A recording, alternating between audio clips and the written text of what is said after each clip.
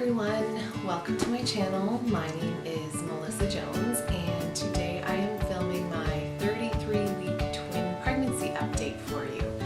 So for those that have been following along this journey so far, we honestly didn't think we would make it this far. There were a few bumps in the road, and so I am so thrilled to be filming my 33-week pregnancy update today.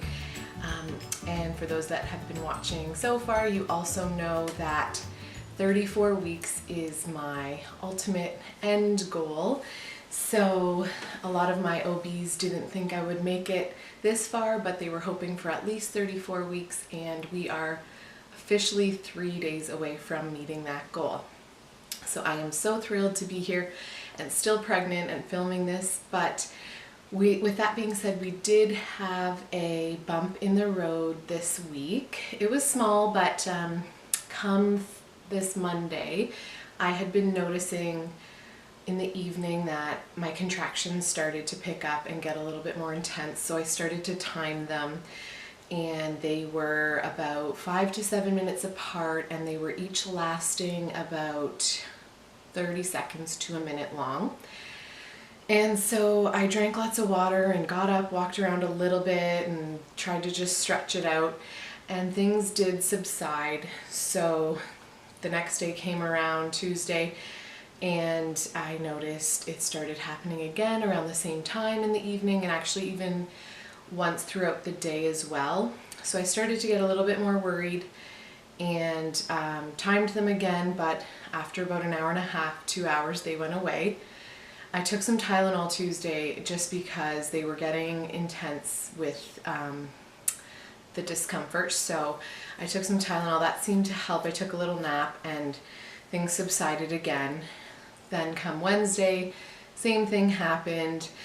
So I started to get really worried at that point, but I knew I had my specialist OB appointment at McMaster Hospital the following day, so I was like, if we can just get these under control, I'll be fine to ask how normal this is or not normal tomorrow, which I know I shouldn't be playing with fire at this point given my history and circumstances, but I decided to wait it out, and sure enough the contractions settled down, and then come my appointment yesterday, the OB was basically just like, don't wait, you could go into labor at any point in time, you progress really quickly given your history and your cervix, and you're already 2 centimeters dilated, so don't do that again. If that happens, just go straight to the hospital, whether it be the one closest to you or making the trip here if you have the time.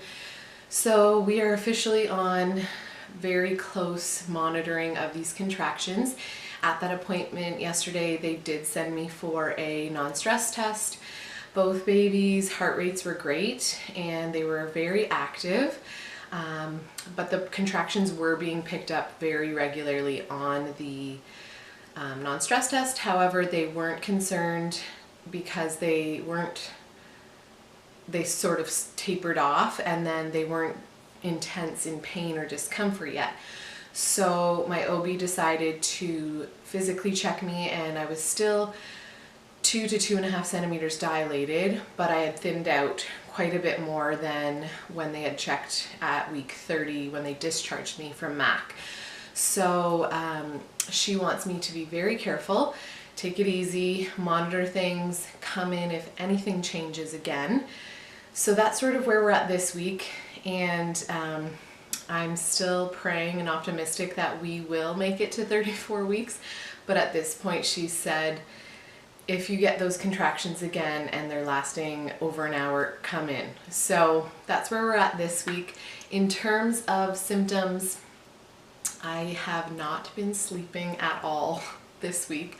All of a sudden, my tossing and turning and waking up and going to the bathroom throughout the night has just increased like crazy. I'm up at 12, 2, and 4 a.m. and then by the time my husband's alarm clock goes off at 6, I'm up again with him, and then I usually sleep until my daughter wakes up, maybe a little later because my mom's been here helping out, so she'll let me sleep in some days, but it's honestly been a struggle because I have not been able to get comfortable. And then even though I don't have to go to the bathroom and pee, it just feels like it because the babies are so low. So that's sort of one new symptom this week. The other one I would say is the nausea. I was so upset. I was really nauseous in my first trimester. I threw up and vomited like daily. I was hospitalized for dehydration. It was bad. So I was hoping to avoid that in the third, but here we are, and I go through little waves of nausea. Luckily, haven't vomited yet, so that's been good. But that has been a really annoying symptom that popped up this week that's new to me as well. And then the swelling in my feet and ankles and legs. So I've been lucky so far to not notice any of that, but I did notice it starting this week as well. So those are basically the only 3 new symptoms that popped up this week. Otherwise, I'm feeling great. Babies are still very active. I'm not in active labor yet, and so we're still pregnant and hoping for at least another 3 days to make it to 34. I'm hoping to be able to film a 34-week update for you as opposed to a labor and delivery story. However, we will just take it day by day at this point and see how things go. I measured my belly all the way around this week, and it was 42 inches.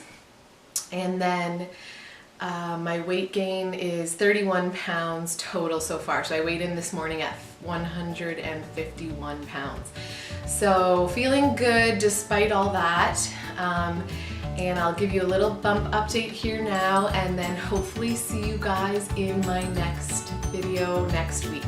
Thank you all so much for watching. If you enjoyed the video, please give it a thumbs up and subscribe to my channel if you would like to follow us along this journey.